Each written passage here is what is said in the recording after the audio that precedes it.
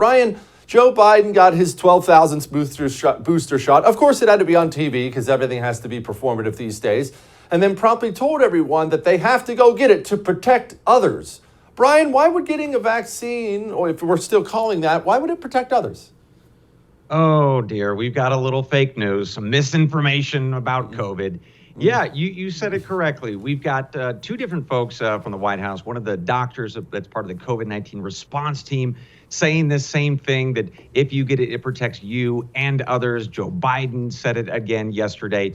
So we know, as you correctly said, that is just not true. If there is a benefit, it is a therapeutic benefit to the person taking the jab itself, although that's not true for everybody who gets it. Ask your doctor if you want to do it. The bottom line is Joe Biden spreading misinformation again about COVID, and he's doing this now over and over and over again. That's the part that's curious. We should talk a little bit more about why that might be, because it's not just Joe Biden saying yesterday that these jabs are going to protect others. He's also spreading other kinds of misinformation, which is that the big promise for these new boosters, he said, is that they are better than the old jabs, right? That's why Pfizer and Moderna went into their labs and tinkered with it to give us a better response with these new COVID variants.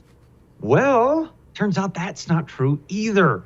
So a bunch of researchers at Columbia University and University of Michigan came out with a report yesterday, research showing, in fact, that that's not true. So they took the old jabs, they got the new jabs, and they put it with lots of different variants. And what they showed was that the antibody response, these neutralizing antibodies, no different with the new jabs for the new variants than the old jabs. So we're being told again by the U.S. government, Pfizer, Moderna, Joe Biden, hey, the new jabs are better for you. Well, this data says that's not true. So we yet have one more sort of peg in this long march of, lots of big promises, and then actually that's not how it turns out to be true at the end of the day. One other final great piece on this, by the way, Joe Biden said, hey, look, if you've been fully vaccinated, all you got to do is just get one more jab, and again next year, right? So that's the other great part of the press conference yesterday. Well, Bryan, I don't understand, though. If they didn't change the formula in the little stroke shot thing, then why is Pfizer jacking their prices up 10,000%? That doesn't make any sense.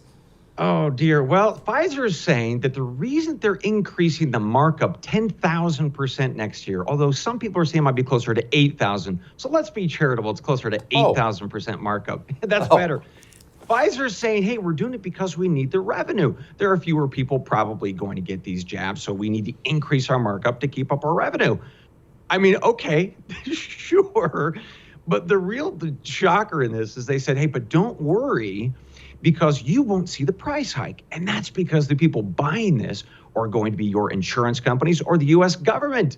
Never mind that we're all taxpayers and we pay the government's bills. Or you, of course, pay premiums and deductibles and copays. So you will pay for these jabs one way or the other. So the response by Pfizer here that none of us are going to feel the pain, either in our arms or in our pocketbooks, is just false. Don't miss Jesse Kelly Breaks History, The Forgotten Genocide. The first episode of a new series available now exclusively for First TV supporters. Visit the First TV app or thefirsttv.com to subscribe and start watching today.